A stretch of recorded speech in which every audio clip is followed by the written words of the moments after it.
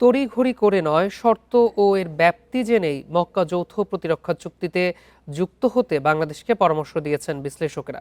বলেন, এটি কোনো ইসলামী ন্যাটো নয়, তিন দেশ নিজ স্বার্থেই এই উদ্যোগ নিয়েছে। তবে এই ইস্যুতে ভারতের অবস্থান নয়, বরং নিজ দেশের প্রয়োজনকে সামনে রাখার তাগিদও দিয়েছেন তারা।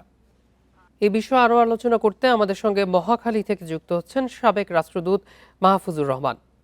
মাহফুজুর রহমান, আপনাকে স্বাগত ইন্ডিপেন্ডেন্ট টেলিভিশনে। আমাদের আজকের এই আলোচনায় মক্কা চুক্তিতে আগ্রহ আছে বাংলাদেশের। বৃহস্পতিবার পররাষ্ট্রমন্ত্রী জানালেন, এখনো কোনো পক্ষ থেকে প্রস্তাব আসেনি। বাংলাদেশের আগ্রহের আসলে কারণটা কি? আমরা এই ধরনের একটা চুক্তিতে যদি যুক্ত হওয়ার ইচ্ছা প্রকাশ করি, তার আগে আমি মনে করি যথেষ্ট সতর্ক হওয়া উচিত। আগে পরে নিজ থেকে কোন রকম ঝুঁকির মধ্যে অন্যান্য দেশের সঙ্গে শত্রুতা তৈরি করার কোনো অর্থ হয় না, বা যুদ্ধে জড়িয়ে পড়ার কোনো অর্থ হয় না। আর দ্বিতীয় কথা হলো যে এইটাই আপনার মধ্যপ্রাচ্য অঞ্চলে একমাত্র প্রতিরক্ষা চুক্তি না। আরব আমিরাত কিন্তু ভারত এবং ইসরায়েল এবং যুক্তরাষ্ট্রের সঙ্গে মিলে ভিন্ন আরেকটা আপনার প্রতিরক্ষা ব্যবস্থা গড়ে তুলেছে। সুতরাং মধ্যপ্রাচ্যে বরঞ্চ এই নতুন চুক্তি মধ্যপ্রাচ্যের একটা নতুন মেরুকরণের ইঙ্গিত দিচ্ছে। সুতরাং এই মেরুকরণ স্পষ্ট না হওয়া পর্যন্ত বাংলাদেশের কোনো পক্ষে যাওয়া উচিত হবে না। জি, আপনি বাংলাদেশের আগ্রহের কারণ বলছিলেন। মক্কা চুক্তিতে বাংলাদেশের এই আগ্রহের বিষয়টি নজরে রাখার কথা কিন্তু জানিয়েছে দিল্লি। ভারতের সতর্কতার আসলে কারণটা কি?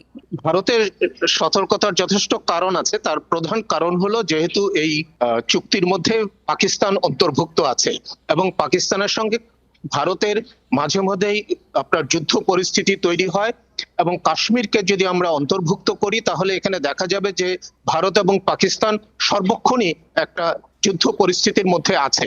তো বাংলাদেশ যদি এটা সদস্য হয়ে যায়, তাহলে পাকিস্তানের সঙ্গে ভারতের যে যুদ্ধ, সেইখানে তখন বাংলাদেশ একটা পক্ষ হয়ে যাবে। সেটা স্বাভাবিকভাবে ভারত হয়তো চাইবে না। জি, আমরা আর একটা বিষয় কিন্তু দেখছি যে তড়িঘড়ি করে নয়, শর্ত ও এর ব্যাপ্তি জেনেই আসলে মক্কা চুক্তিতে যুক্তের পরামর্শ দিচ্ছে অনেকেই।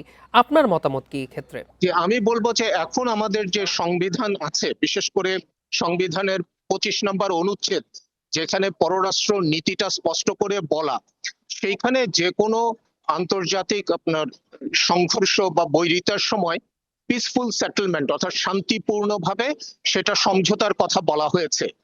তো সেই রকম ক্ষেত্রে আপনার একটা প্রতিরক্ষা জোটে যদি যুক্ত হয়ে যায়, তাহলে আমরা তার মানে যুদ্ধকে স্বাগত জানাই। তো সেই রকম পরিস্থিতি হতে গেলে আমাদেরকে সংবিধানকে হয় পরিবর্তন করতে হবে, না হয় সংবিধানের ভিন্ন একটা ব্যাখ্যা আমাদেরকে দাঁড় করাতে হবে।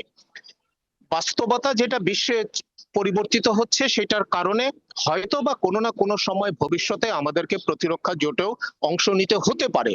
কিন্তু ইন দ্যাট কেস সংসদে আলোচিত হওয়া উচিত, এবং একই সঙ্গে সংবিধানের যদি কোনো সংশোধনীর প্রয়োজন পড়ে সেটা করা উচিত। জনাব মাহফুজুর রহমান, আপনাকে অসংখ্য ধন্যবাদ আমাদের সঙ্গে যুক্ত হওয়ার জন্য।